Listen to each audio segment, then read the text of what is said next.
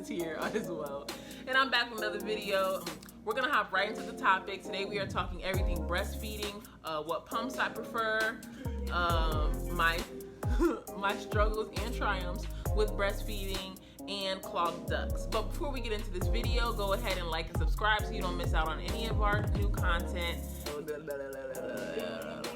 Ring that bell so that you can keep up with us and all the content coming out every Monday, Wednesday, and Friday. Okay? All right. So without further ado, let's talk about the fact that I am 1 month postpartum and still having some breastfeeding woes.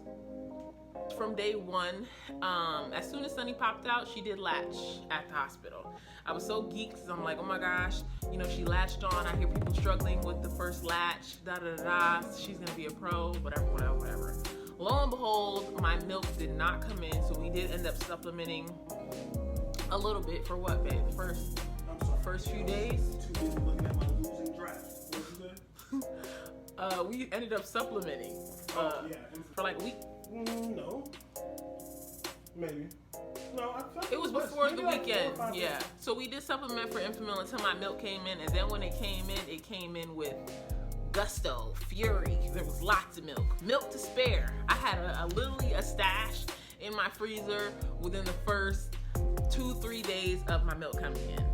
So when I got home, the first thing I did was start to look up a bunch of stuff about breastfeeding, how to get the best deep latch, all these things. And then I ran into a bunch of women complaining about lip ties and tongue ties. So I looked in my own mouth and was like, oh my God, I have a lip tie. Yeah, so we discovered after not too much research that Sunny has a lip tie, and some people get that fixed with what is it called? Yeah, some people get it fixed with surgery, like they go to like I think a dentist and get it snipped, and I'm just like, I'm not putting her through any extra pain that she doesn't need to, so we're gonna figure out how to get a deep latch without getting her any extra surgery or anything like that. Till this day, we're still struggling with getting a deep latch. On the left boob, she got it. She has it down pat. This breast very rarely gets very sore. The nipple and the areola area rarely gets very sore. She latches on perfectly in the football hold. On my right breast, she often struggles, and I think that's because I'm left-handed, and sometimes when I'm trying to latch her on, it feels kind of awkward to use this hand, so maybe I'm not putting her in the best position to latch on to my breast. So yes, still experiencing soreness. When I'm trying to take her off the breast, you're supposed to like stick your finger inside the side of their mouth and detach her from it, and like I will start to take the nipple out, and then Sunny will be like, and like get right back on it and like knit me really good, and so then I'll end up being sore. To the point where I had a day where I literally was like, Tamon, I need to take a day off from breastfeeding. And I tried to exclusively pump that day. But then, and maybe this was God, like, girl, try harder. Because then my pump broke. It stopped working. Some of my milk got into the tube, and then it stopped suctioning as hard as I needed it to. So I ended up having to breastfeed her, not only in the daytime, but through the night.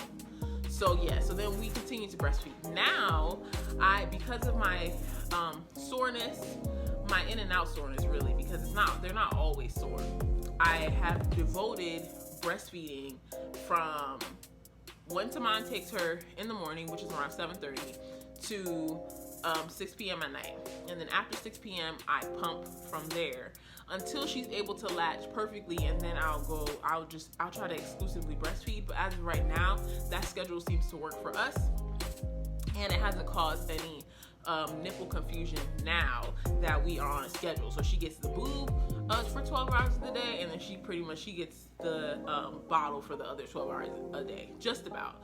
But what I'd like to say to anybody who is also struggling with breastfeeding, I see a lot of videos where some moms, you know, they get it after 2 weeks, you know, the baby's latching perfectly, and we often beat up on ourselves sometimes, thinking like there's a, you know, you want your baby to get it, like you want you and your baby to be on one accord, to, you know, be doing the booby thing, because breastfeeding is supposed to be this natural thing that you think is going to be super duper easy, but it's not. It takes work, And it takes devotion because you really have to like really dedicate your time to breastfeeding, or else you will stop, you will quit the minute your nipples feel like they're about to fall off. The minute you feel like your nipples are about to fall off, like then you want to quit. But I encourage you guys to not give up. Even after a month of working on her latch, I'm not giving up. And I know that she can get a deep latch even with a lip tie. I did ask my mom, because once I discovered that I also had a lip tie, which is common amongst gap teeth people. I did ask my mom, you know, like, because she breastfed me till I was like maybe 2, maybe even 3. But I know I breastfed for a really, really long time. So I asked her, I was like, you know, Mom, how did you breastfeed for so long? And she was like, oh, I cried.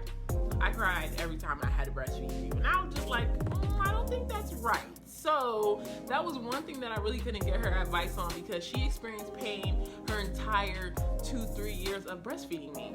And I just know that is not, I know that a painless breastfeeding experience is in my near future, and it is totally possible. So let's talk about the next challenge I experienced. Week 2, I got a mean clogged duct. So week 2, I got a mean clogged milk duct.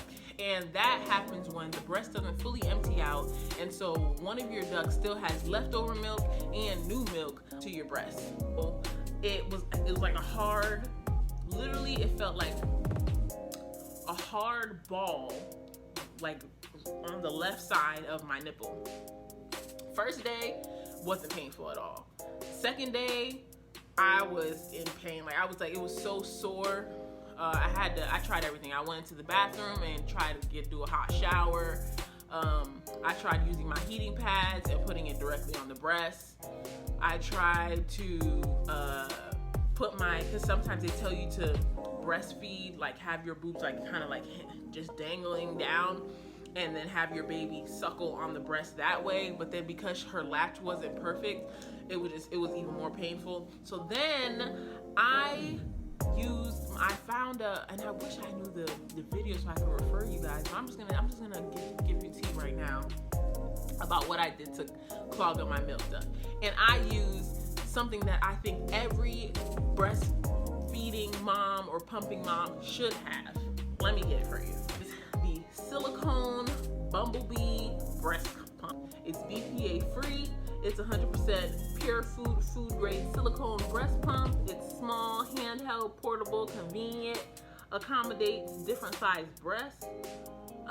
Easy to use, easy to clean, safe in the microwave, safe in boiling water, safe in the dishwasher.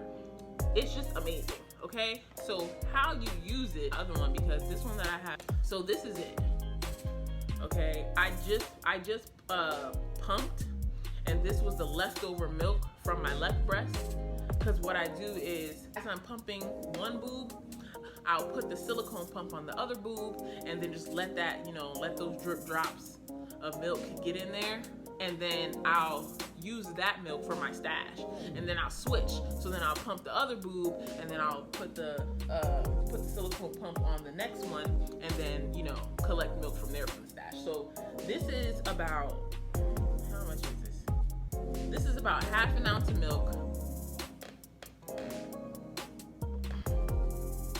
Half an ounce of milk, and this milk is gonna go in my stash for the day.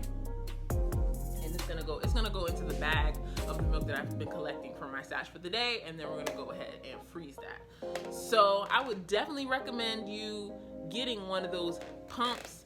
How you use it to clear up a milk duct is you put some Epsom salt and hot water into your Haka or your Bumblebee pump. And I do recommend that you get the scentless one, because it took forever for me and Taman to get the lavender scent out of my Haka, out of my old Haka. So yeah, and then after you put the hot water and the Epsom salt in there, you want to put it just enough to get your nipple in there. Now, don't put your nipple in hot scalding water. You just want the water, you want it to be hot enough, but not like scalding hot, because that is your nipple, okay? You put it in there, and it literally, I don't know how it does it, but it clears up that milk duct. I mean, it was clear for me within 15 minutes. And this was after me trying a bunch of different things to clear it out. But within 15 minutes of the Epsom salt and the hot water in my haka on my boob, clear. That's what you need to do, girl. If you get a clogged milk duct, do the Epsom salt and hot water method. It works. This is my first clogged duct. The first day it was about the size of a peanut. The second day it was like the size of, I don't even want to say a golf ball because it wasn't that big, but it was getting there. It was pretty big. So I would definitely recommend that method if you have a clogged milk duct and you're looking for a problem, or if you're looking for a solution. That is the way to go. The second pump that I use all the time, it's my go-to pump. Me and Tamar got it from FSA.com. It is the first year pump, okay? And it's also battery operated. If you decide that you want to go on a road trip or something and you need to bring your pump because you're a pumping mama, it can follow you anywhere. You know, it comes with a little tube, and it has 2 connections for both sides of your breast pump. It also has a bar that connects to both sides of your pump, so you can just hold the bar while it pumps your boobs out. And this is what the top of the pump looks like. Again, I just finished pumping, so my pumps are full, but this is how it looks. It holds up to 5 ounces of milk, and I honestly love it. I do pump one boob at a time because I do use my haka and the first year breast pump at the same time. But that saves my life because yeah, I pump all the time. I pump like I pump maybe, because I breastfeed all day. So if my breasts are still a little bit full after she eats, then I'll pump maybe twice a day. And then throughout the night, I pump about 3 times. Let's talk about my breast pump schedule, my breast pumping schedule. So from Sunny goes to bed at midnight, and she'll have a bottle of milk at midnight, and I'll also pump at midnight.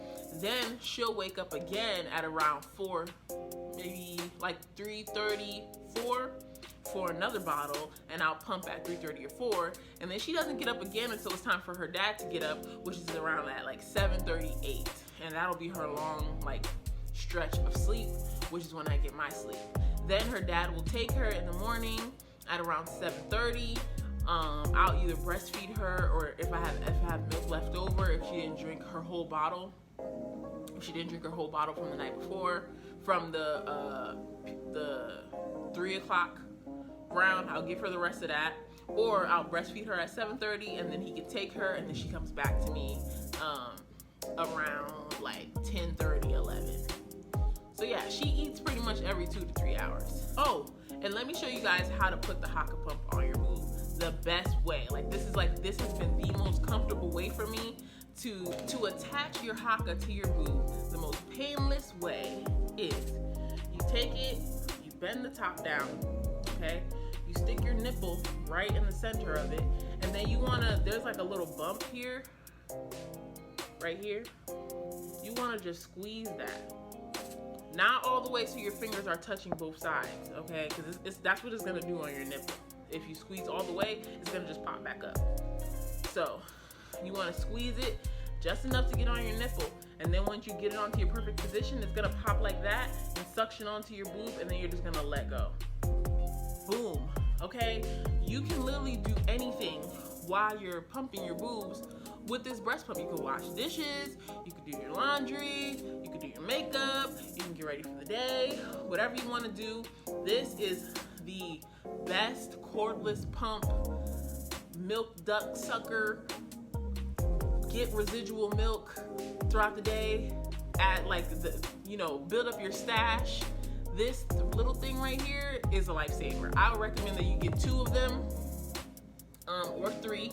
1 to clear up any milk ducts that you have that are clogged, and the other 2 that you can, do them both at the same time if you just have some things you need to do throughout the day, but you want to make sure that your breasts still don't become engorged. Moral of the story is, after 4 weeks of pumping and breastfeeding, I'm still not a pro. I'm still working on it. 1 month postpartum. If you're breastfeeding, keep working at it. Don't forget to latch the baby on, chin first and get the nipple in the mouth right up at the top of her palate, and then just like that, just push that baby's head on there once he or she is in the perfect position, and you will get it. Okay, I got it corrected on one boob. Hopefully the next video I'll come to you guys and tell you that I've got the perfect latch on the second boob for my 6-week update. Hopefully you guys found this video super duper helpful or informative. These are just the things that I've been dealing with my breast pumping experience. Know that if you are experiencing something similar, I'm in it with you, girl. We both learning how to get her done, how to do it. And I'll see you guys in the next video for my 6-week update. Make sure you like and subscribe, and I'll see you guys next time. Bye. Peace.